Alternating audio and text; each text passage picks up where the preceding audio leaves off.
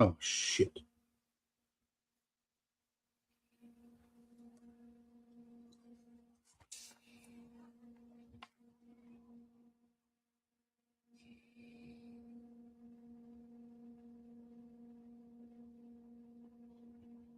All right, hi guys. I'm a little confussed here because I'm getting, I want to say contradictory information, but frustrating information. So, as they say, how do you make God laugh? Tell him you have a plan. So, here you go. All right, so the guys were working on a trip to Washington, and it doesn't seem to be coming together, or at least for some of us. The others, maybe they'll show up there. One can only hope. Anyway, yeah, what do I want to talk about? Well, let me talk about what's supposed to happen with Connecticut and DC. As you know, Governor Lamont made a hash out of putting up a celebratory display of Connecticut for the Great American State Fair in Washington, D.C. Didn't turn out very well. Made a lot of people angry. So, at the very least, a couple of representatives are heading down there and some other people. Reese on the radio, and if he's there, I'm going to do what I can to cover him. So, I have to find out what happened to the rest of this. In any event, what happened? What happened? Dude, I thought you weren't I'm going in to the field. I've just tested our portable ability, and it works. I'm right here in my car. I'm working. I only have a couple of minutes, so I can't really be on. But some serving subpoenas out here. I got one more to do. So what happened to DC? The bus? The bus, I don't know. They couldn't secure the bus. Betsy's flying down there, I heard. Okay. And the next thing I heard, just Sam called me and said it fell apart. So I don't know. Well, who said it fell apart? I was kind of looking forward to it, but honestly, it's one much thing to worry about. Here you go. No. So who said it fell apart? Sam, the guy that originally hooked me up with it. So Sam. Yes, Sam. Sam Montville. Oh. Well, what? Thank All you, right. sir. Well, meantime, you've got. You too. Thanks. All right. Well, other people are heading there, as far as we know, right? There are people. Yeah, Betsy's flying down there, so there is something that's going to be done, and that's good. But it's just not going. Unfortunately, the opportunity to cover it is not there, unless I want to drive down there myself, which I am not going to do. What about taking the train? Maybe, I don't know. Train's easier. All right. Well, you have a little bit of time to think about it, but I'm just going to guilt trip you a little bit by reminding you of your patriotic duty. I think I'm doing that. I've added up. I think I've added up. We're getting close to about 900 hours of volunteer time since I started this. So 900 hours of volunteer time, huh? Yeah, my own time I've been spending on this since November of 2024, without being paid for any of it. So I think I'm doing everything I can. Well, I'm thinking more in terms of being at that booth and doing your part to publicly shame Governor Lamont. I don't know. When I had a bus, I could just get on and ride down with everybody. That was a great opportunity. I'm not gonna try to get myself down there. I'm not. Not gonna happen. Right. Unless I can be encouraged by certain, I don't know, like I was looking at it as an opportunity to spend 6 hours on a bus with Ryan Fazio and hang out with him and really get down and Yeah. This is not that now. So yeah, this is much more boring. Well, not about boring, but it's much more of a hassle. Are you able to turn on the overhead light in the car? Because right now it looks like you're staring at it out of a hole in the ground. Well, yeah, it's dark out here. I can do that. Yeah, that's a little bit better. That's not an easy way to drive, though. Well, maybe true, but at least I can see you. Yeah. Well, so I'm gonna let you go, though. I'm gonna let you go do your thing because I have to go. I have another stop to make here, and I'm doing my duty here at JBD Investigations. So. Yeah, right. That's the way it's going to be every Wednesday. But I'll catch you tomorrow. Tomorrow night, I'll be ready to go. Okay. All right. So take it away, my man. Show on the way. All right. Later. Bye, everybody. All right. There you go. Well, he's a busy man. This is what happens when you're trying to start a new company. You got to hold down a job as well. That would be considered, maybe an impossible mission, but kudos to Jason for what he's trying to do. So we'll hear from him, I'm sure, and especially tomorrow. But in the meantime, if you weren't here last night, I'd like to remind you of this interesting development in Iran, where it appears that a fairly substantial number of IRGC commanders were, call it what it was, assassinated. And the latest count was around 7, but there's a belief that the body count will be somewhat higher than that. Now, what I find interesting, so I'm just sort of juxtaposing things here. So I just gave you the body count on the assassinations. So here comes another article, all right, talking about how there's discussion among the IRGC about, hold on to your hat, here comes the phrase, restructuring the IRGC. Restructuring the IRGC? What could they possibly be talking about? Well, there are at least 2 initial possibilities. Restructuring the IRGC would mean rebranding themselves while still doing the same crap they do. Or they're going to have to, how should I say it, change their posture towards the world in a way that's not quite as threatening. All right. And they're going to have to, the way I would put it is they have to be more domestic in their point of view rather than looking at how they have to, attack their neighbors. It's unnecessary, but they insist on doing it. So the curious thing is that if the IRGC does decide to restructure itself, that means it's going to have to change its policies and what they're going to accomplish, what their objectives are, will all become different. So what's it going to look like for us if they go down that path? Well, it'll be interesting. Can America call that a victory? Maybe, maybe not. Now, this issue of restructuring themselves has to be put up against another wall, all right? And that is the reports of people of these, protests, for lack of a better word, that have been occurred in at least half a dozen different cities in the western part of Iran. Now, it's entirely possible that the press is overstating those protests, but they're just initial. It's called "Let's Wait and See What Happens Tomorrow," and the day after that. And how would I look at this? You have to consider also the reports that now the Kurds are supposedly in the fight as well. Okay, street protests, Kurds clashing with the IRGC, the news announcement that the IRGC may have to change its posture. And here comes Alan. Where are you, baby? I am right here. Look, where did that come from? Boy, I actually had a better one. I thought I had a brick wall that was an American flag, but I couldn't find that one. Oh well, but there you go. Okay, I think it looks pretty cool. Now, this is not the thing you made, right? No, yes, this is one that I found online. Okay.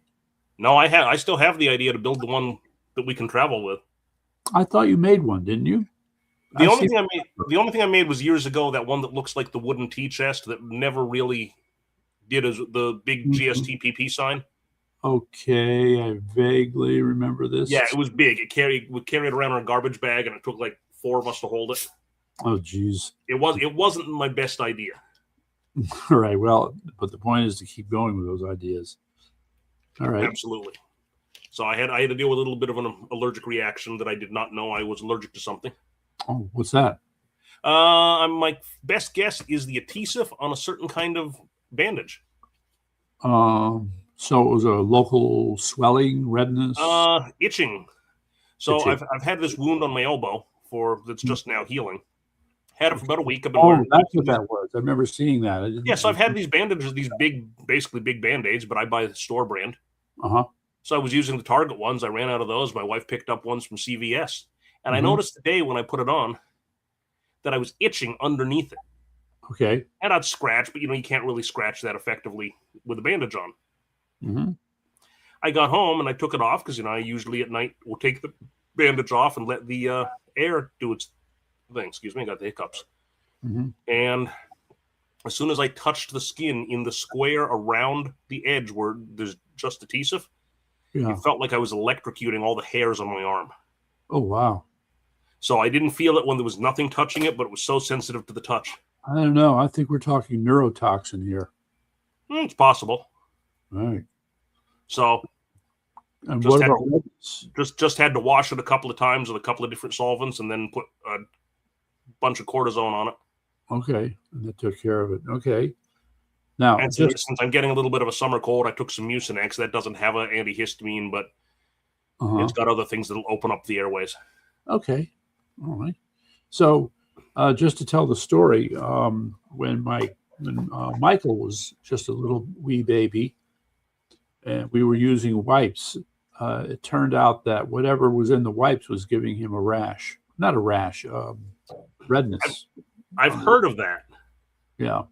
So when you look at the package, there are certain like essential oils that they include in the ingredients. Mm-hmm. And those are the first things that I blame. Just saying. Yeah, this one it only listed. I didn't even realize that these had an antibiotic in it, so I was using Neosporin. Okay. Mixing 2 antibiotics, which is probably why it was healing so fast. All right. So what's interesting is there seems to be a little ghost visiting you in the image. Yes, I see that. I'm not sure why. It goes away when I do that. Yes. Oh, there we go. He left. And he's back. Yes. There you go. Hello, Casper. Cute. I guess that's what we would call a ghost in the machine. Could be that. Well, we could look at it that way. Anywho, so I've been talking about Iran, and I don't know if you saw the piece about the announcement that the IRGC is thinking of, quote, restructuring itself. Yeah, and apparently yesterday there were a whole bunch of assassinations, but nobody's really certain who was winning in that one. Winning? Well, who assassinated who? Was it the hardliners taking out the moderates? Was it the moderates taking out the hardliners? Was it the CIA taking out both? Was it MI6? Was it the Mossad? Apparently there's a lot of dead Iranians. They were taking turns. That's what was happening. That's pretty funny.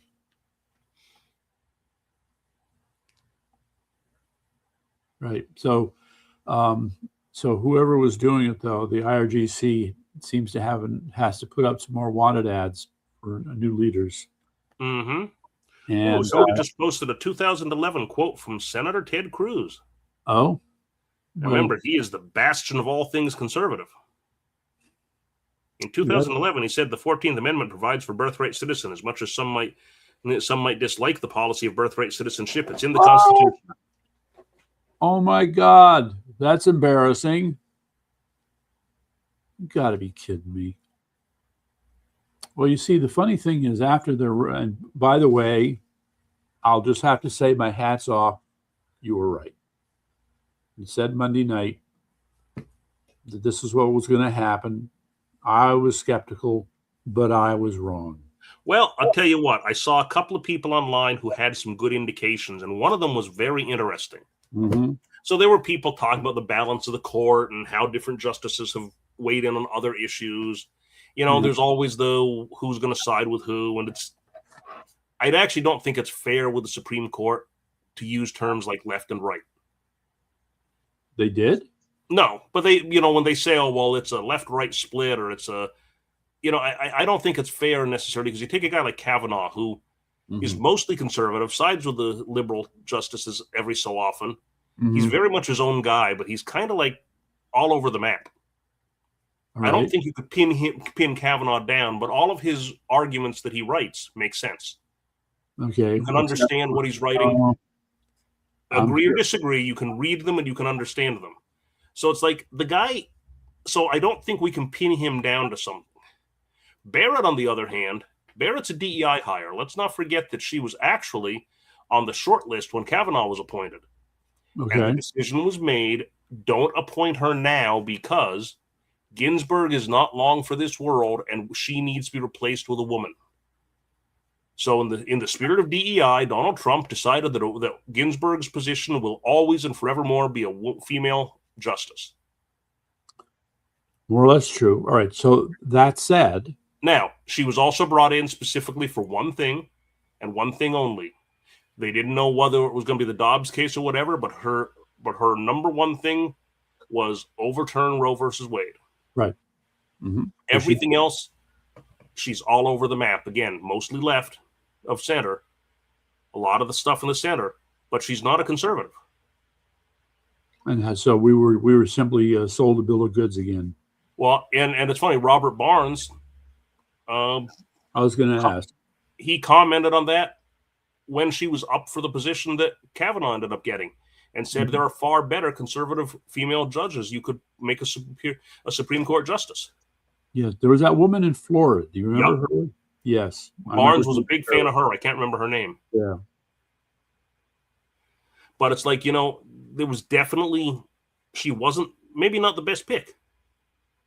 That being said, there are people calling for her to be ousted, and I do not agree with that for a number of reasons. Yeah. Number one, she is the sitting justice, and whether we agree or disagree with them, they are the sitting justices. Right. It is a lifetime appointment, and I don't think we should play into the communists' hands by saying, well, maybe we should term limit the ones we don't agree with. Because you never know who's going to be president when that term limit hits. Exactly. Yep. And, of course, the other thing that comes up is the AutoPen scandal, which we are still refusing stubbornly to address. Is Ketanji Brown an actual Supreme Court justice or not? No one will people will ask the question, but nobody with the power to ask the question will ask the question. If we start removing legitimately appointed justices, I don't think we can make the argument that there may be an illegitimately appointed justice. Well, I think you and I are ready to make that argument. Sure. But if I'm going to be willing to say, well, you got to get rid of this one, you got to get rid of that one, and this one's got to go. No, you can't do that. Now, I do think Roberts, as much as he is mostly conflicted, the big one everybody talks about is him and Obamacare. I think he actually I think he handed us the solution, and we were too dumb to realize what he wrote. All right, I'm listening. Do you remember when the debate was, is it a fee or a tax? That's why I tried to call him Judge Orwell. Yep. And do you remember what Roberts said? What did he say? Of course it's a tax. Basically, he was if it looks like a tax and quacks like a tax, it's a tax. Well, okay. What now? All right, but what does that do? If Obamacare includes a tax, what is illegal about Obamacare? What is illegal about Obamacare? It originated in the Senate. All revenue bills must originate in the House. I think Roberts literally told us it's a tax. Bring me this challenge and I'll overturn it. Because remember, the Supreme Court only rules on the question you ask them. Good point. If you ask them, is this a chocolate ice cream cone, they will never tell you whether it's vanilla or not. They will tell you yes or no on chocolate. You have to ask the Supreme Court the right question. Yeah, no one's ever asked the right question. I think Roberts actually threw a softball at the Republicans, and we sat there and go, "What the hell's that?" Well, just to ask, what if we made a little noise about this idea? At this point, I think it is too late, and I'll tell you why. Mm-hmm. We have too many Republicans. Remember the whole repeal and replace, because our socialism is better than their socialism. Yeah, okay. You've heard me say it again. This is just like, that guy Lenin, terrible guy. But I just met this guy, Joe Stalin. He is going to revolutionize the Soviet movement. It doesn't work, but the problem is too many people are used to government health care, as much as it sucks and as much as it has not worked well in any country that has it. Mm-hmm. And the Republicans are afraid to say, no, go out and buy insurance. Well, that's been the way that's been. How it's been. Yep. Since what? At least 2015, 2014. Yeah. And look, here's the thing. I said to somebody when the whole debate was going on before it was passed, I said, I have insurance. You know how I got insurance? I went and got a job that offers insurance. Most people who have insurance get it through their employers nowadays. Right. It's not the way it used to be. Mm-hmm. Right. When I was doing research for another project and I was looking up the various fraternal organizations like the Moose and the Elks and things like that, you know, most of those started off as insurance clubs. Yes, you've told me that. Because the mines wouldn't give the miners insurance, so they formed clubs and got group rates. Well, those dates are wrong. I said this to members of my old union. And I said, unions basically negotiate for three things. Salary, obviously. You know, I want to make more an hour. Work rules, like I want, you know, a new mop every 6 months. And benefits. Healthcare and benefits, yes. So, work rules have largely been replaced by OSHA, an extra-constitutional administrative state agency. But the bottom line is, OSHA will have a standard on how often you have to replace your mop. So your union doesn't need to go and say you need a new mop every 6 months in most cases. If we take Obamacare and we say, well, now you don't have to negotiate for benefits, we're going to have socialized medicine. Right. What does the union do now? The only thing they've got is salary to hang their hand on. And what is going to make the average union member go, well, you used to do three things for me, now you're doing one. Why am I paying dues? I can go in and ask the boss for a raise. I may not be successful, but you're not always successful. Okay. Unions are basically putting themselves out of business by supporting these socialist dreams. Interesting. How do I feel about that? Well, they're not the only ones supporting the socialist dream. Well, no, they're not.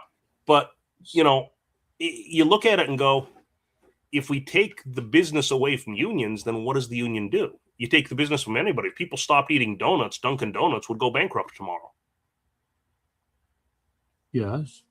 And that's the thing. So I don't think anybody really wants to fix Obamacare. I don't think anybody wants to replace it. Well, they do. They want to just have something because they're afraid to tell people, go get a job with benefits. Yeah. Now, what am I supposed to think? I hear every so often this ad on the radio for a company called MetaShare. I don't know. I haven't heard of that one. Yeah, MetaShare. This is where you can, how should I say this, affiliate with other people for a group insurance by professing to be a Christian. Okay. So it's like the old insurance clubs. Only in this case, it's a religious club. Right. But you know what? If I said, okay, I'm going to, a friend of mine who's a pastor, I think his church's mortgage comes from a Baptist mortgage company that exists to give mortgages to Baptist churches. Okay. When they bought their church building, they went to this company. They give really good rates because they consider it part of their mission. All right. You know, so I don't have a problem with a company like that.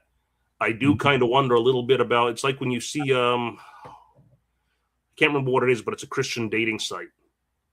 And there's also a Jewish one. There's J-Date, that's a Jewish dating site. But there's a Christian one, it's something fish, and I can't remember. All right, yeah. You see the ads all the time, and I'm always reminded of the line from Star Trek V. What does God need with a starship? Wait, Star Trek V? Yes. What was Star Trek V? Star Trek V is the one where they met Spock's brother that nobody had ever heard about, and he was part of this weird cult, and there was the alien he thought was God, and the alien was on a planet, and they needed the Enterprise to take the alien God off the planet, and Kirk looked at him and said, what does God need with a starship? Okay. I look at that and go, what does God need with a website? If there's some lady out there that he thinks you're supposed to be married to, God will put you together. Fair enough. Okay. All right. So it reminds you of that. Well, are you saying why do we need this healthcare system then? Well, I don't know. I mean, you know, do we need? But again, I think private is better because the only way they were able to make Obamacare really work out was by putting requirements on the private things. And I remember seeing these two guys who were gay marriage activists, and they were bemoaning the fact that under Obamacare they had to buy prenatal care. And they said, neither one of us is ever going to have a baby, but we need prenatal care. Why? Because one size fits all. That's right. Well, I guess that's where the transgender movement came from then. Yeah. Just the same. Just these things just drive me nuts. But anyway, so just to mention in passing,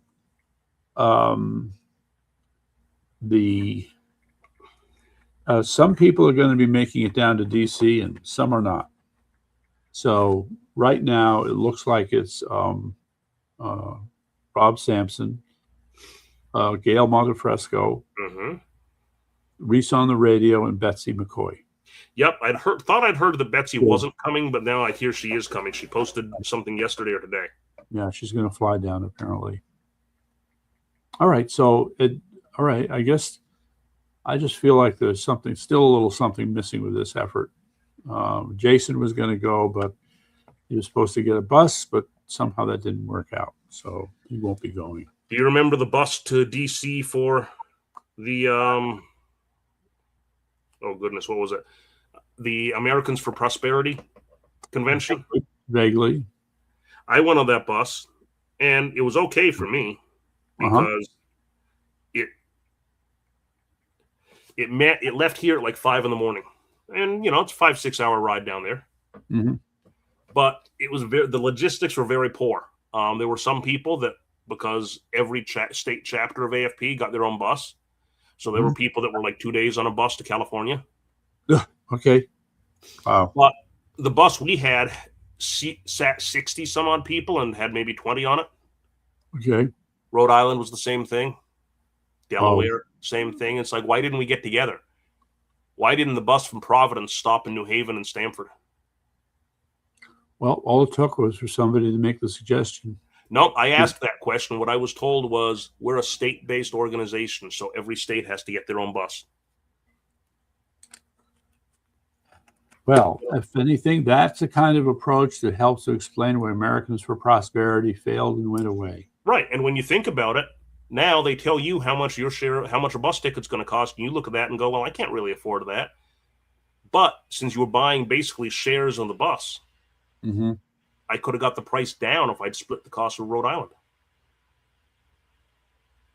Who knew? If your $50 ticket was $25, you might have come. Who knows? Yeah. To me, I could fill up the bus a lot easier that way. Yeah. So here's the wild card. If Betsy goes down, I would like to remind people that Betsy's been around for a while, and she has certain people on speed dial. Yep. Including President Trump. I am not sure he'd show up, but it would be interesting if he did.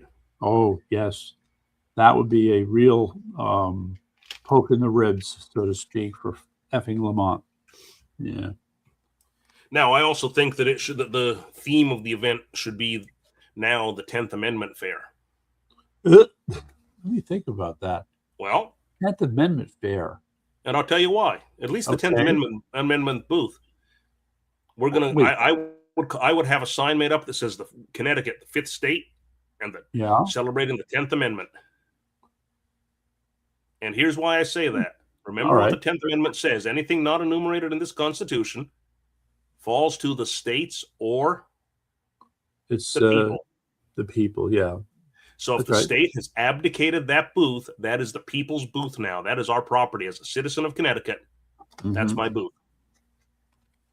And let the fight ensue. Because they're going to say, well, we paid. Hey, the Parks Police want to be the next Redcoats. But they didn't. Yeah. They didn't make any payments. The fair organizers, which is the federal government, hey, if the Parks Police want to be the next Redcoats, all right. Hopefully we can find a John Adams to defend you. Yeah. But having a 10th Amendment booth there would be, that's a good idea, in my opinion. Like I said, I got some of these ideas way, way too late. Yep. Well, let's see. Looking down the road, what can we anticipate ahead? Well, remember, I think it was you who told me the story about somebody walking around the Capitol asking our state legislatures where they stood on the 10th Amendment, and most of them couldn't identify it. Yeah, that was in Hartford. That's right. Yeah. That's right. One could argue that the state legislature exists because of the 10th Amendment. It might be a bit of a stretch, but you could argue that states. There should be other language in the Constitution that would call for the formation of. Well, I don't know. I mean, it says you have to have a Republican form of government, but it's unclear as to whether that's only the nation or all the subject states. Mm-hmm. But the 10th Amendment is the one that says if it's not a federal power, it devolves to the states. Mm-hmm. So therefore, power, right.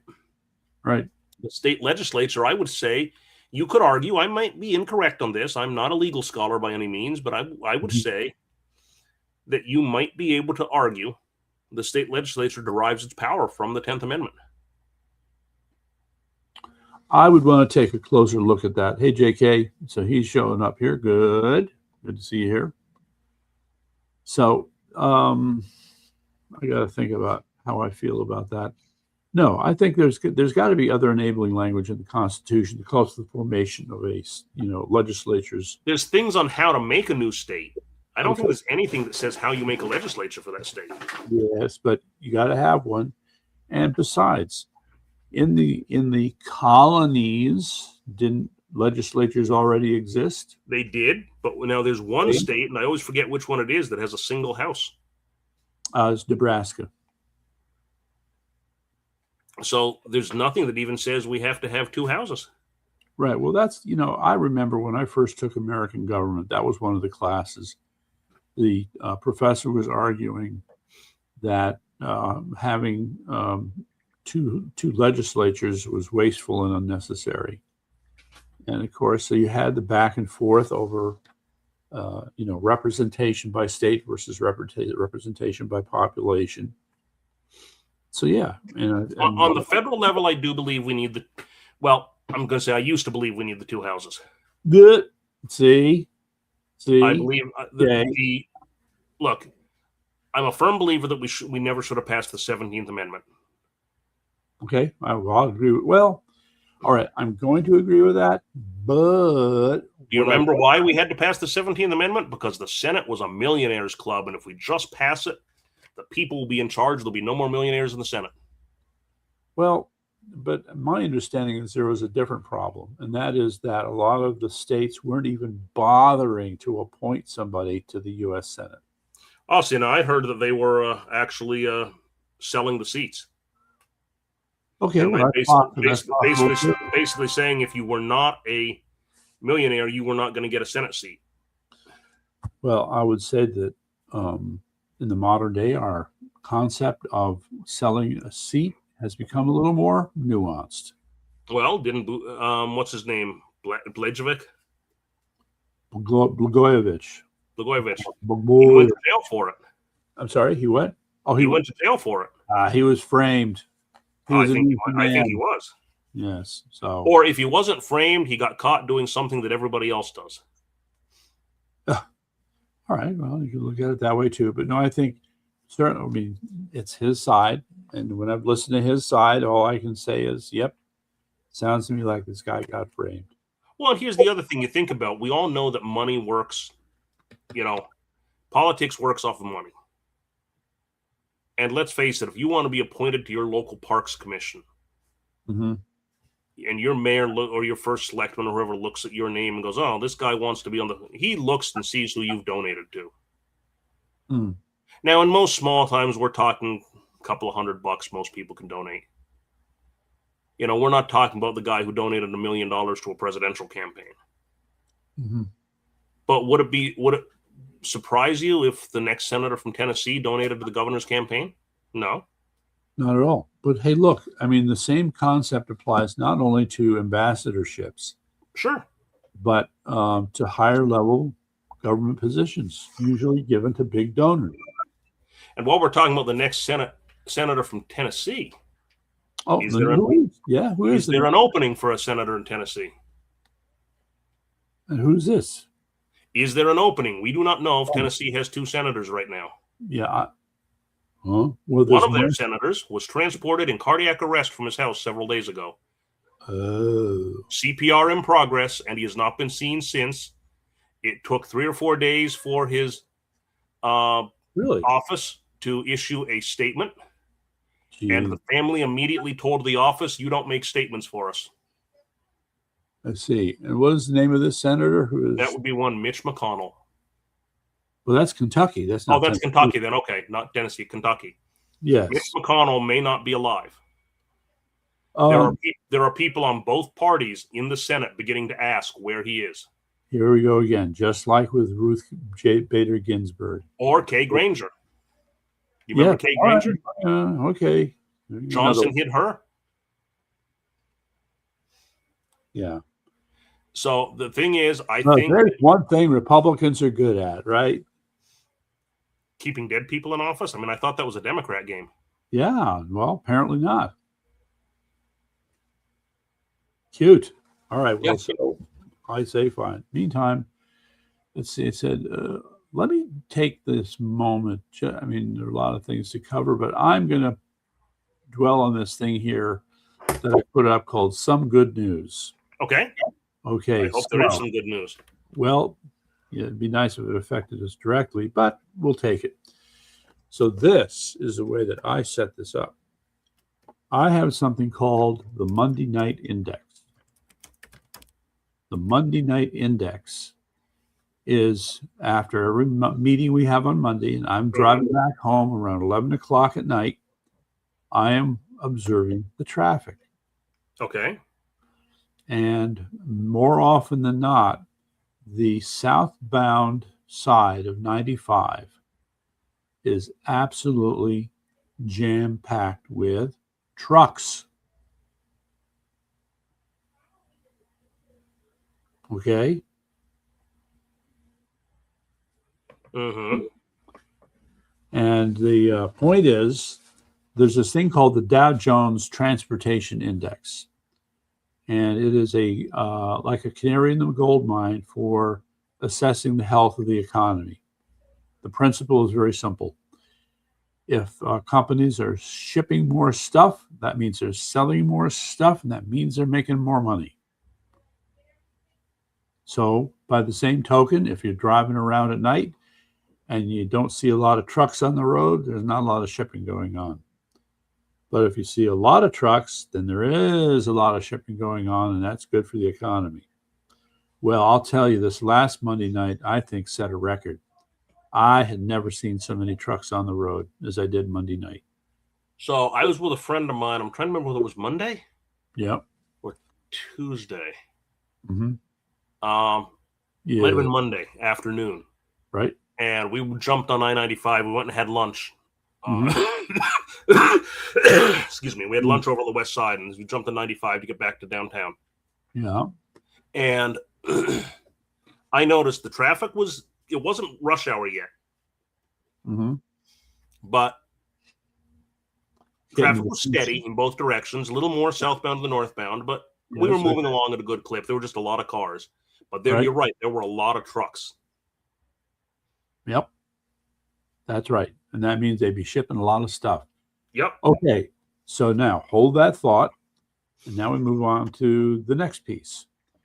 It was just the latest jobs report came out, and it is like almost off the charts. I think it's like over 250,000 new hires. Now, I know that they might sometimes go back and revise their numbers, yes. But, people sitting around who are supposedly analysts and experts on this stuff, and they're kind of patting each other on the back at what great news this is. That would be except for the liberals and progressives. But nonetheless, there's they were looking at this, and I mean, especially when they were dipping into the numbers. These are not. Sometimes the numbers can be misleading because it's mostly part-time hires, but this is not the case apparently here. But one disturbing note, they use the term public administration. The largest single category at 72,000 was public administration. I think you and I might recognize that as government jobs. Yep. So I'm looking at this and going, well, I'm not too happy about you people hiring more bureaucrats. And this certainly raises a question, because if these guys were being shit-canned in the beginning of Trump's administration and for some time thereafter, they're now being rehired. Is this what's going on? I think it could be. Yeah, I don't know. Yeah. I think there's also some things going on with the freight railroads. I don't really understand it. I haven't been following it along. Yeah. But I guess Union Pacific is merging with... What? Yep. There's nothing left to merge with. Good God. Well, right now you've got BNSF, which is Burlington Northern Santa Fe. Right. Yep.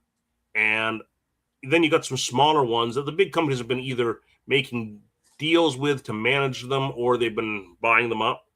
Yes. And I don't think it was BNSF, but it was supposed to basically we're going to end up with one giant railroad running the show in America. I mean, what happened to anti-monopolistic laws, trust busting? This is crazy.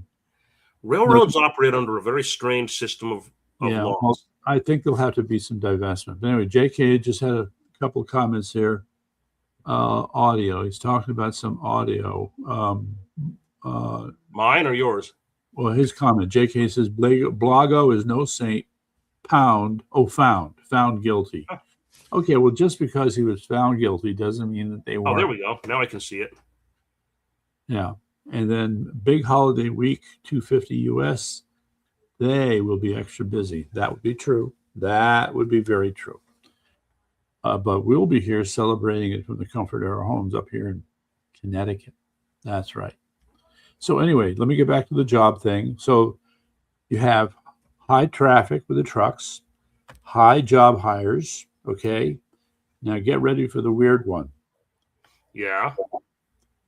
There's a significant increase in the number of people reporting job satisfaction. Okay. Yes. You could go back a year or two and you'd find there'd be a substantial number of people basically saying, I hate my job. Well, they're going to keep their job and they don't have any plans to switch, but they hate their job. Now, not so much. And here is the explanation. AI is beginning to work. And the way in which it's being used is that they're able to use AI to shuffle off their scut work. Yeah, interesting. AI does their crappy work for them. And so if they feel like they've got this under control, of course, I say of course, but it would seem natural that they're going to feel happier with their work now that they don't have to put up with this crap. It can now be handled by the AI they're using. Are you familiar with a show called The Orville? No. So that was Seth MacFarlane, who did Family Guy and American Dad. Okay, yes. So he approached Paramount Studios and said, I want to make a Star Trek show. What? And they laughed at him. And he said, no, I'm a lifelong fan of Star Trek, and I can make better Star Trek than you guys are making right now. And they laughed at him and said, no, you can't. So he made The Orville. It's essentially Star Trek made by Seth MacFarlane. They can't call it Star Trek. So they've got the Planetary Union instead of the United Federation. All right. Yes. And it's got some Seth MacFarlane funny jokes in it. It's got some stuff in there. It did 3 seasons. Now the first 2 seasons were separated Sopranos style by a good long period, and then the 3rd season was on Hulu. Okay. And we are supposedly getting a 4th season, maybe someday. It's been years. I see. But they did an episode. One of the characters on it is this guy named Isaac. Isaac is part of a robot race that views all carbon life forms as inferior. And he's been sent as an observer on this human spaceship. I see. And at one point, they go to his planet because he malfunctions. And they find the bodies of all the biologics that built the robots. And they realized that his planet was a slave revolt. The robots were built as slaves for the biologicals. And so they do a whole thing about how they were built to be servants, and then the people got figured out how to generate a pain-like stimulus for the robots. Yeah. And they became cruel to the point where the robots rose up one night. Well, all right. So what is the name of the show again? The Orville. The Orville. It's actually a very good show. I got to say, Seth MacFarlane actually does make better Star Trek. I mean, again, there's some gross-out humor in it. Okay. There it is. Right. The Orville. And they do some classic morality tales the way other sci-fi has done it. Right. Fine. Yeah. Good. All right. And You know, the funny thing is, every time you think they're going to lean left on that show, they come back to the center. It's curious. They have done a couple of trans-centric episodes. Oh, geez. But they've done them in an interesting way. I think they overused it. I think they played their hand too fast, but I think they thought they were getting canceled, so they said, we got to tell this story now. I see. So go ahead. What was the story? Well, no, they've got a race that's an entirely male race that reproduces by laying eggs. But every so often, like 1 in every 10,000 babies, there's a female born, and so they do the correction. I see. And they surgically alter them. So, of course, one of the officers on the ship is from this race, and he has his mate on the ship with him, and they have a daughter.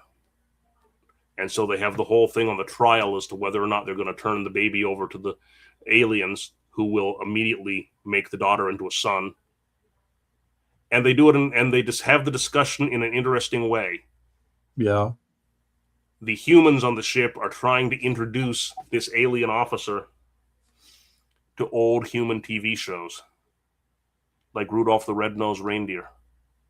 Okay, and the rationale for this is because Rudolph was allowed to take the black nose off and live with his red nose, and he became a hero. Rudolph's parents finally were able to let him live his true self. I see. Oh, God. All right. Clever. Good for you, Seth MacFarlane. Yeah. All right. You know, you think the guy's going to do weird, gross out humor, which he does sometimes on that show, but all of a sudden he tells a morality tale in a very interesting way. Yeah. And the interesting thing is the debate is not whether the debate is whether they're going to correct the and the officer says, no, I want to raise my daughter. All right. It's okay to have a girl. All right. So DJ Ricky points out the two guys, it seems he's aware of this show as well. Came out 10 years ago. Yep. Yeah, it's probably close to 10 from the first season. I mean, again, we're still waiting on season 4. All right. And by the way, DJ Ricky, I only just started to listen to Myron Fagan's take on the Illuminati. Give me time. Give me time. And since I'm on the subject, to Eric, so here's the thing. So we talk about, oh God, I'm getting confused already. The Illuminati was started as a secret society, yes, but it's not his take. He's the narrator, yes. So he's the narrator, and understood. So whatever I say has to be ready to be amended as a function of what I will learn. But the point is that the Illuminati. Whoa, Alan, you just there you are. I'm still here. I was looking for something. I forgot that the camera was on and it was going to make me disappear if I turned my head the wrong way. So yes. So here's the question: was the Illuminati interested in Egyptian mysticism? And the answer is yes, the Illuminati were interested in Egyptian mysticism. They were interested in all kinds of spiritual practices. So depending upon where you're coming from, they were engaging in satanic practices, or they were just following their interests in, quote, alternative areas of spirituality, or they rejected Christianity, and these were the tools with which they were going to do it. I have to find out what the story is. So to Eric's point, the Illuminati didn't just spring up and just started, engaging in various spiritual practices. Those practices are clearly derived from earlier stuff, such as Egyptian mysticism. All right. And there's more. No, the point is that they would have been interested in everything. And by the way, if you want to go to a country where there's such an incredible mishmash of interest in different kinds of so-called spiritual things, that would be Russia. Yes.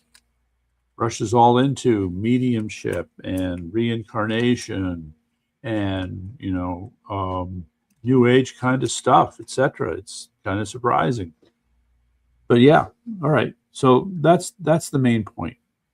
So to me, the Illuminati just becomes like a label, all right? But you got to peel back the label and you got to look inside.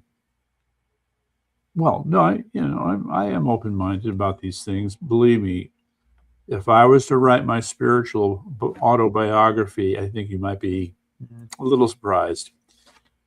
So we'll leave it at that. See, it should have let me put it. I'm not sure if you guys can see the link on that. Yeah, I see it. Yeah, is it blue so you can click on it? Here, I'm going to find out. Ooh, it disappeared. Come back here. Why is it acting weird? Every time I try to move the cursor over it. Okay. Yeah, I just. There's a fun little interesting thing about that, which is Scientology's secret link to Nazi occultism. Okay, well, you say no. All right, it's the same thing. Yes. Nazi occultism, Illuminati. I mean, in the case of the Nazis, they're going to pull a little bit more on Norse folktales and things like that, but it's still the same basic concept that you're master of the universe. You can get in touch with the spirits and you can control them and you can appeal to them, blah, blah, blah, in order to get what you want out of life, such as unlimited power. Absolutely. Right. And look, it's the same thing as the prosperity gospel, which most legitimate churches will rally against. I would agree with that. Yeah, well, I mean, they try to, use Jesus to sugarcoat this stuff. Well, more to the point, you remember Ray Stevens' song, Would He Wear a Rolex? No, I do not remember that song. Would he wear a Rolex? Would his dressing room have a star? Would his wife wear rings of diamonds? Would he drive a fancy car? If he came back tomorrow, what would he say? I can't remember the exact phrase, but it's basically, if Jesus came back tomorrow, would he say that all these preachers that have been talking to him were really talking to him? That's a takeoff on Mark Twain's own suggestion that if Jesus came back today, he would not be a Christian. Well, technically, he never was. Scientology's secret link to Nazi occultism. Okay, Eric Hunley. There's a whole library of books like this. Right. If you're not watching Eric Hunley's channels, no, I'm not. I haven't. Oh, you got to watch his stuff. All right. He is friends with Robert Barnes. He's friends with Viva Fry. He's friends with Nate the lawyer. All right. Is he a lawyer? Yeah. Do you not know Nate the lawyer? I know Nate the lawyer, but I don't know Eric. Is Eric Hunley a lawyer? No, Eric Hunley, I believe, worked in retail management until he became a full-time YouTuber. I think he managed a CVS or something like that. Okay. He is a guy who can uncover information, and he is now partnered with this guy, Mark Grobert. Right. Who's an actor, producer, something or other in Hollywood, possibly a CIA agent. But the two of them have done big deep dives onto LBJ and whether LBJ killed Kennedy or not. Okay. Well, they're in good company. Lots of people doing that. Well, to the point where they are now invited guests at the annual JFK convention in Dallas. I'm trying to remember the guy's name. He was heavily involved in writing about Obama's birth certificate. And then he wrote some other books. I think I can't remember, but I know who you're talking about. Wasn't he a doctor of some kind? Might have been. Let's see if we can get some. So they also did a lot of stuff on the Son of Sam. And they take on various things. Jerome Corsi. Yes. Okay, so Jerome Corsi came out with this book on the Kennedy assassination, and as far as I'm concerned, it is the definitive book. Right? He did the work, and he was able to lay out all the lies, all the misdirection, all the astonishing things that happened, and everything that was kind of weird. He had an explanation that fit in with a larger narrative, and I just couldn't help but feel that Mr. Corsi took the time and trouble to really think this whole thing through, along with the research. One of the things I think is really neat about YouTube and other video providers like this is that you can do if you want to do a 20-part series on a topic, you could. Yeah. So whereas if you were going to write a book, you want to keep it to a manageable number of pages. Yeah, maybe. Then again, if it's the definitive tome, maybe you're not going to limit it. Right, but if you're doing, you could easily say, you know what, we're going to do a 20 video series on Obama's birth certificate. Mm-hmm. And if you did that and said, okay, episode 1, we're just going to cover the kind of ink that was used.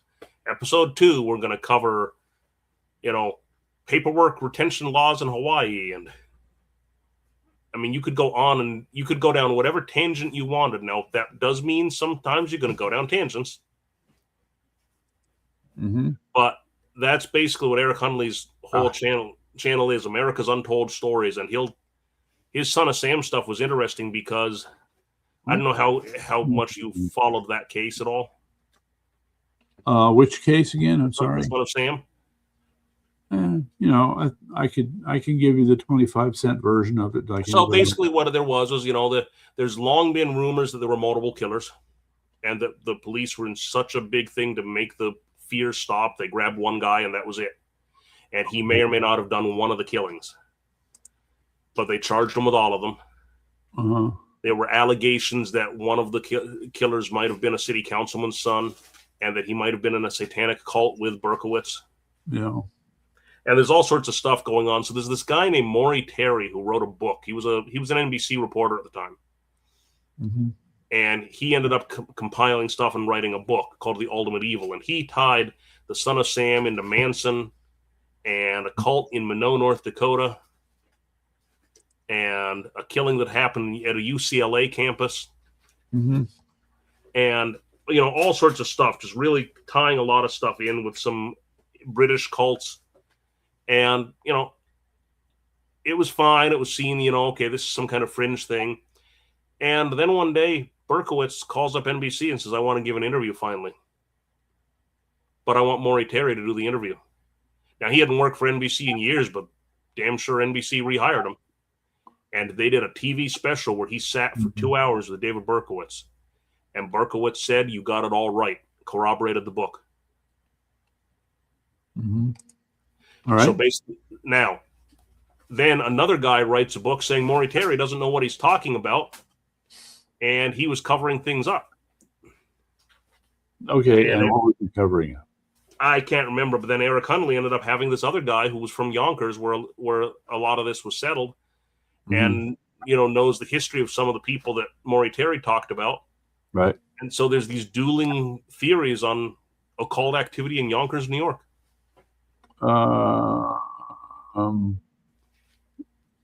I believe that you can find occult activity among various groups in every town in the country. Oh, I'm sure you could. Yeah. Well, maybe not Mayberry. Mayberry's a nice, solid Christian town. Yeah, right. Are you suggesting Floyd the barber was conducting black masses in the back room? Maybe just fooling around with a Ouija board. Who knows?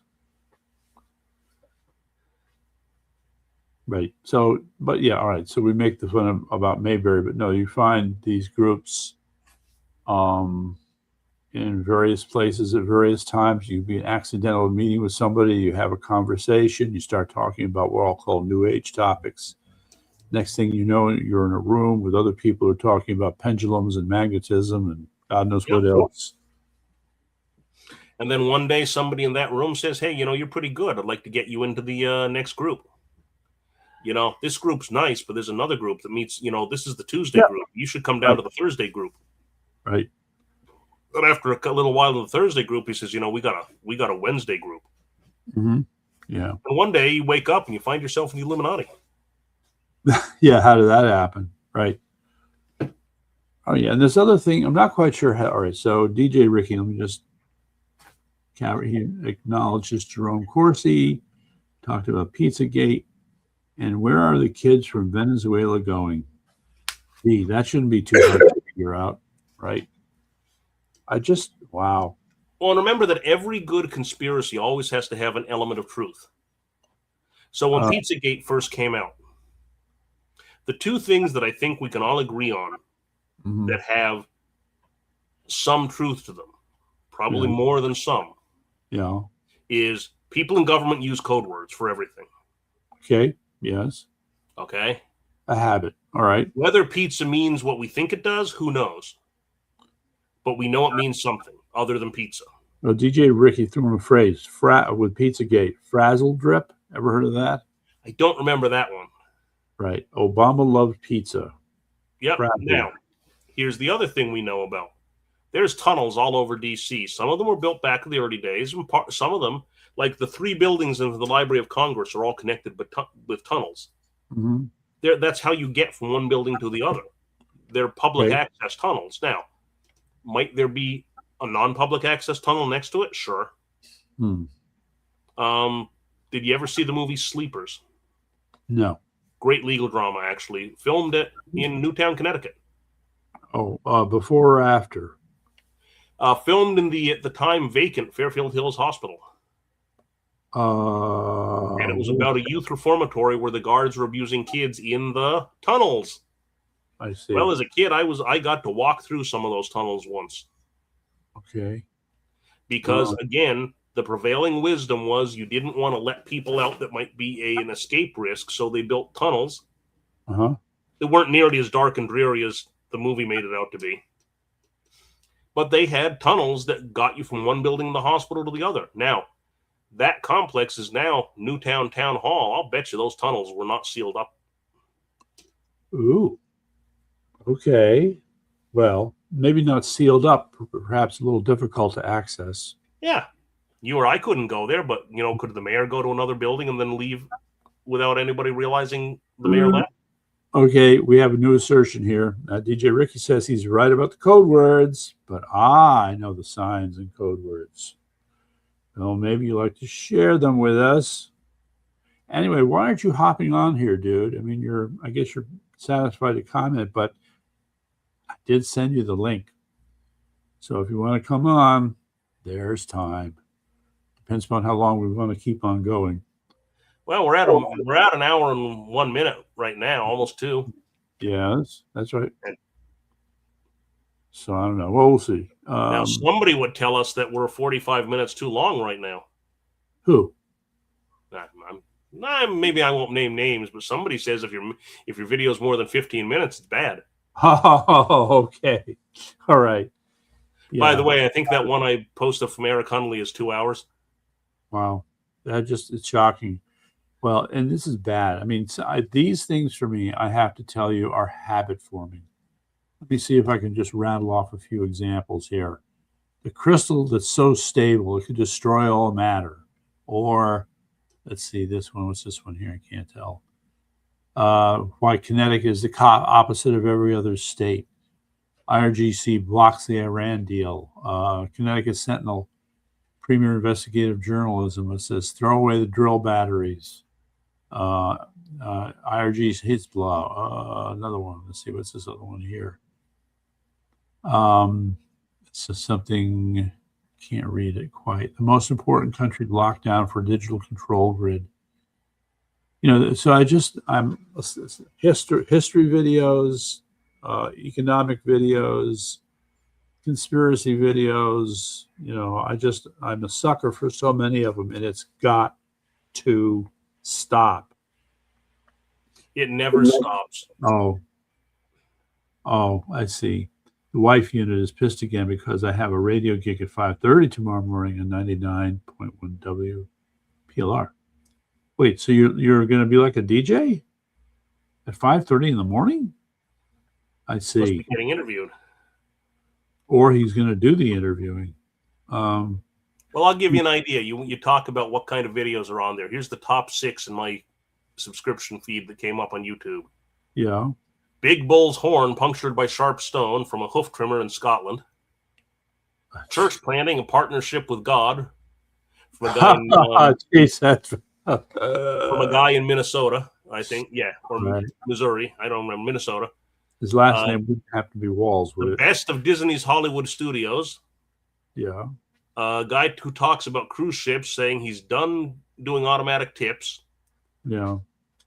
A guy who talks about pop culture and toys, doing a thing on the TV show The Banana Splits. Yeah.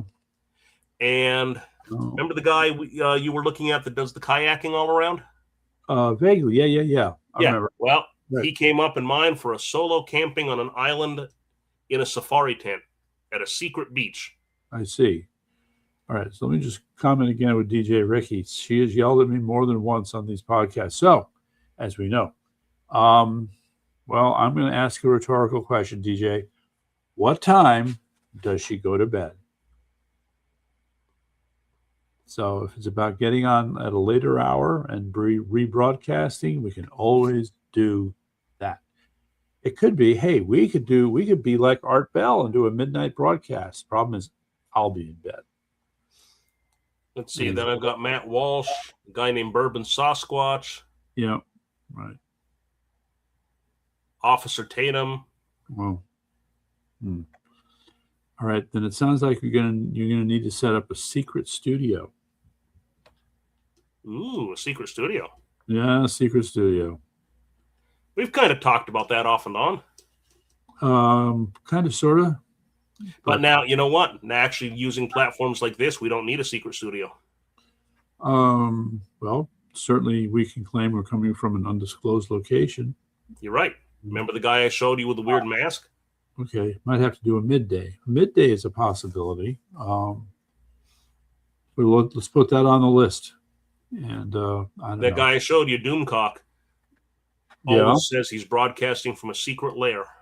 Yep. All right. And I guess that has a certain appeal for the audience. Where can he be? He's got a few 100,000 followers. Mm-hmm. Yeah. All right. So midday. We'll look at that. Yeah. We got 4 watching right now. That's it's 4. I can't. Well, there is so DJ's on. We got. You got me, DJ, and where is he? JK might still be on. JK wants to check in. Right. Yeah, I broadcast from the ghetto kitchen. Just saying. All right. Well, that might be part of the problem. You need a man cave. That's right. A carefully constructed, well insulated and padded man cave. Right. Somebody just posted, is Mitch McConnell on ice or life support? 77 million inquiring minds want to know. Yeah, well, so where does it put? I mean, oh God. Stupid question. Is he the holdout vote on the Save America Act? He's not the holdout, but he is the one that is keeping all the judicial appointments from getting full hearings. All right.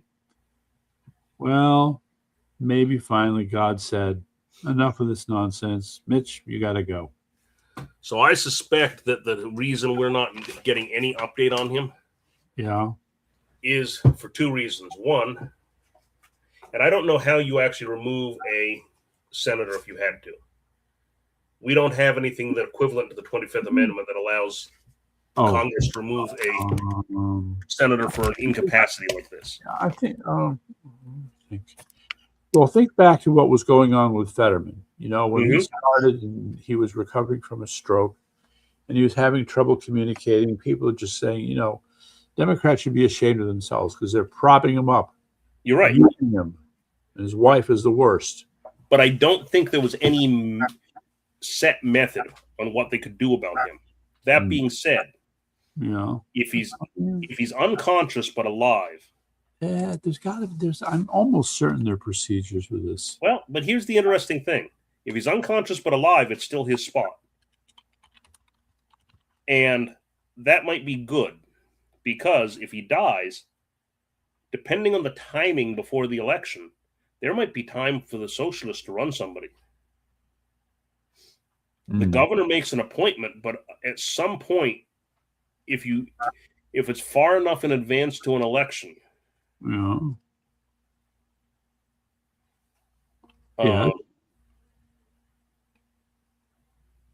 it says here it's a rare and serious process, but it does say 21 members have been expelled from Congress, 15 from the Senate and 6 from the House.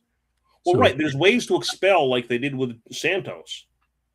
But that was also for some kind of impropriety or conduct issue, and he got a chance to defend himself. I don't know if there's a way to remove somebody from an incapacity.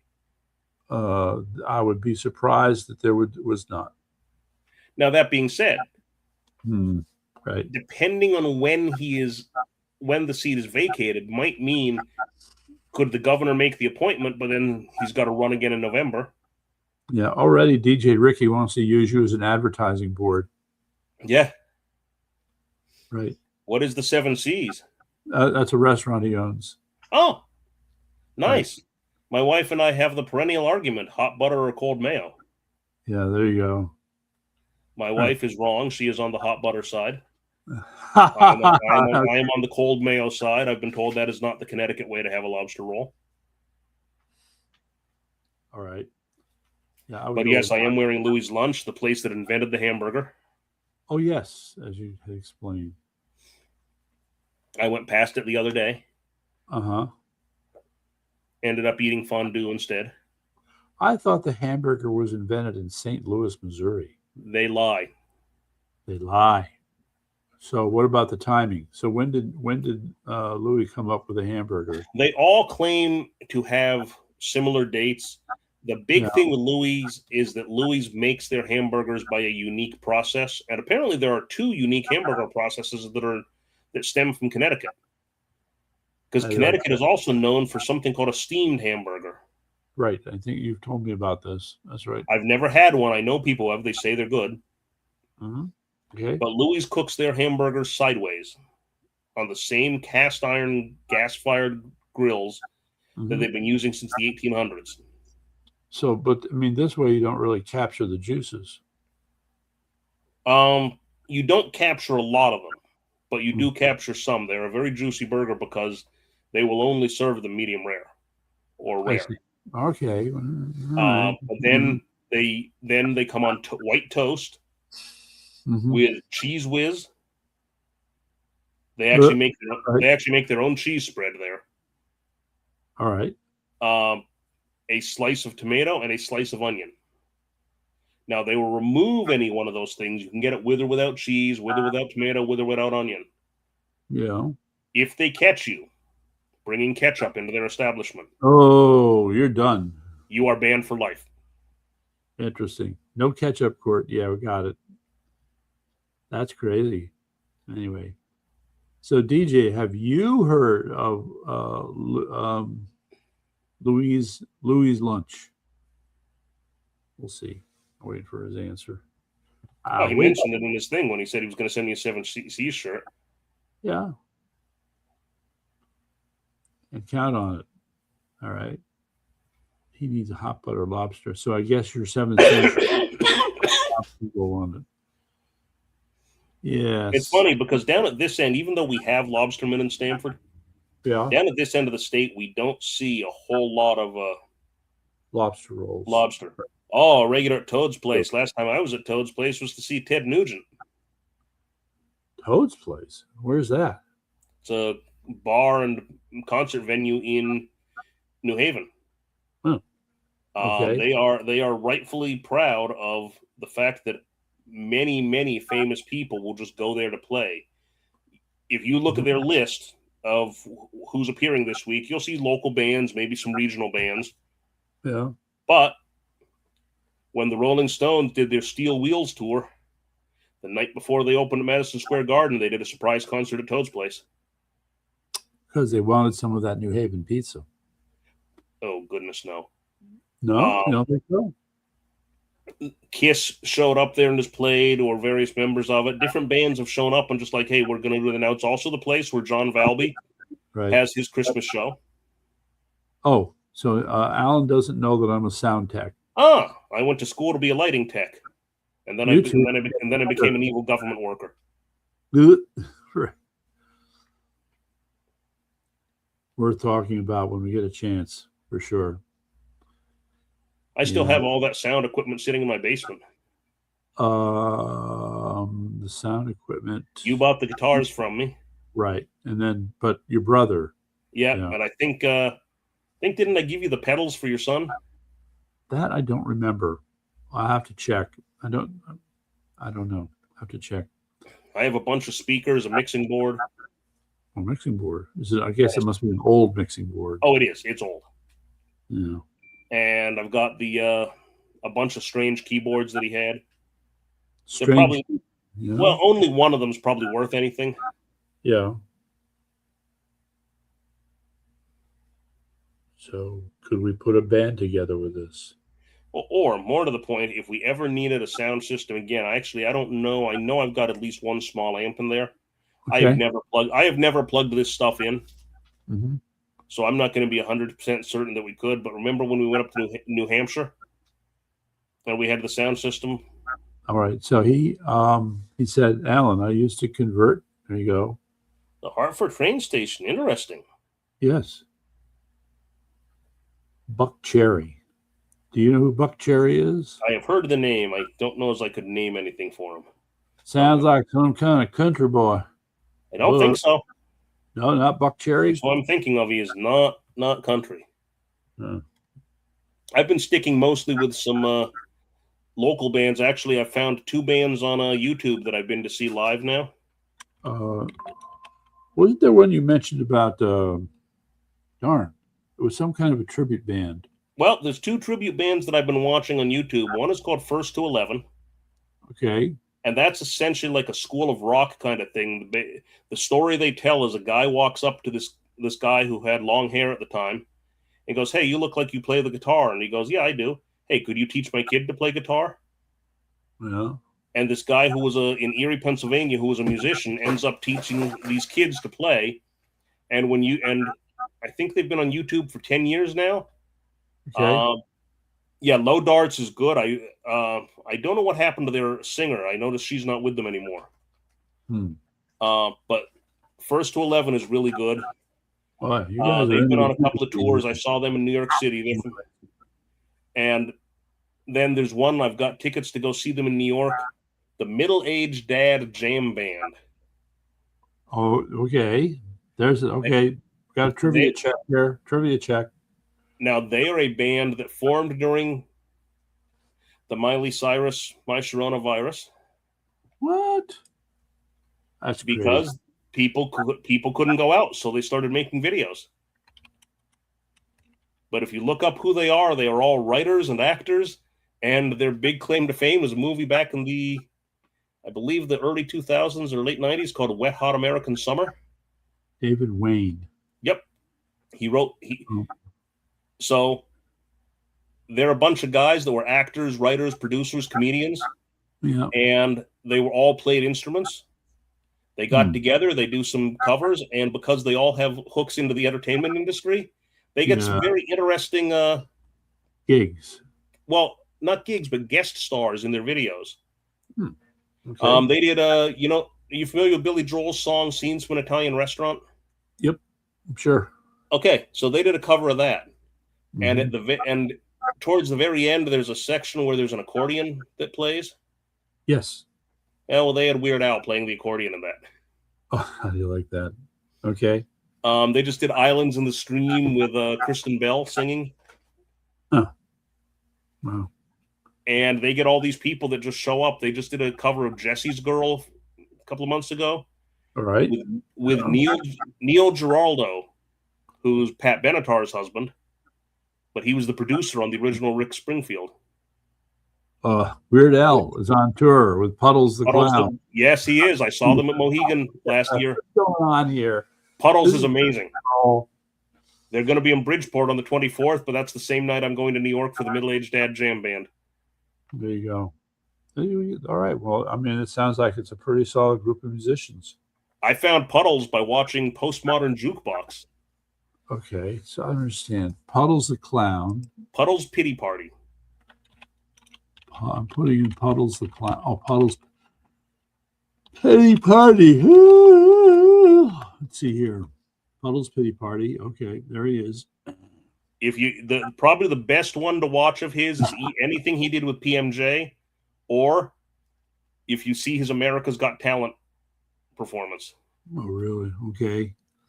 Oh, cool. What's that? Ricky just said he knows Scott Bradley. What? Okay. Who's the founder of Postmodern Jukebox. I just saw them in Fairfield last year. DJ Ricky gets around. Yes, he does. Postmodern Jukebox, if you haven't found, they're another band I found on YouTube. Okay, Postmodern. All these bands I've never heard of. There's a lot I've never heard of. Well, because now what's happening is to give you an idea, the one with the kids, First to 11. Yeah. They're from Erie, Pennsylvania. Now, a bunch of kids who have a band in a town probably wouldn't make it out of their region in most things. If you had a band in Stamford, you might play here and there, and then the band might not make it. But with YouTube, you hit a worldwide audience. Yeah. Haley Reinhart? Yes, that was a very good one. And I believe she's the one who did a collaboration with Puddles for PMJ. This is out of control here. Who are these people? I can't believe this. We could spend a lot of time. I'll send you links. Yeah, you got to explain this to me. I mean, what? All right. People start these online videos for their bands, and all of a sudden they're reaching a worldwide audience. Scott Bradley was a piano player in bars who would periodically do classical or ragtime versions of the popular music he was playing. Next thing you know, he's got Postmodern Jukebox doing well-known songs in different styles. So I don't understand. I mean, did he pick up these other musicians? Oh, he is able. Scott Bradley is able to get so many up-and-coming musicians who are willing to come in and do stuff with him. But then he picked up some bigger ones. He did a cover of Thriller by Michael Jackson, but in the style of Cab Calloway. So how did he not get a copyright hit for something like this? Because he pays for the license. Oh, okay. But when he did this Cab Calloway style Thriller, the singer was Wayne Brady, who was on Whose Line Is It Anyway with Drew Carey. Drew Carey? No, well, a guy who was on a show with Drew Carey. Uh-huh. Man, I just, wow. Anyway, it's getting a little late for me. I got to think about bed. Yeah, I got to be up. I'm working a double shift tomorrow. Another double shift. You probably work more double shifts than single shifts. No, I only got one this week so far. But tomorrow I'm doing 8 hours behind the desk, and then I'm going to sit in the mobile command post for 8 hours for the fireworks. Ah, I see. Wait, that's when? Saturday? Tomorrow is Stanford's. No, you can't have fireworks on Saturday. That costs too much money. Jeez. Well, that's what it is. And just you can't have the public enjoying the 4th on the 4th. Cops make holiday pay on those days. We'll have it on the 3rd with a rain date on the 5th. Got it. So we're really having it on the 2nd, but I guarantee you that if it rains tomorrow, they will cover the fireworks barges with tarps, and they will wait until another non-holiday. I believe it. Anyway, make the dogs mad. Oh, make the dogs mad. You should have heard my wife when we came home tonight, because one of the dogs had chewed the hell out of a pillow. Oof. Talk about pissed. I had a neighbor growing up. I didn't really understand it at the time. It was a friend of mine's, one of the kids I played with as a kid. His dad would go and check into a hotel and stay as far away from the fireworks as possible because he had memories of the war. Ah, sure. Based on the name, I'm going to guess his memories of the war were pretty similar to Wilm's. I'm pretty sure Mr. Holzer remembers when the British bombed his house. Okay, sure. Not exactly fireworks. But anyway, I got to go, guys. So all right. I'm checking out. Right? Made it to 124. Not bad. Hey, come on, can we go for another 60 seconds, round up to 125? We probably could, but I wish the numbers would get a little bit bigger here. So the last one we did, we got 24 or 42. I think we got 42 views. So that was pretty good. I sent 2 out, but again, I think what we need to do is pre-schedule these. All right, we can talk about that. I mean, it makes sense. That way we can promote it. early on and say, hey, we're going to be on Tuesday night or Wednesday night or whatever. So then there's this other weird question. I guess it doesn't really hit the mark, but let's see. I'll be live tomorrow morning on my YouTube channel in the AM. Okay. We'll see. I might be asleep. I might be up. I have no idea. 9 seconds, 8 seconds. Come on, we can do it. 1, 2, 5. Yeah. My brain. Well, if I really thought about it, we should have stopped a minute earlier so we could have done 1, 2, 3, like Pelham 1, 2, 3. Yeah. All right. But here we go. All right. And we made it.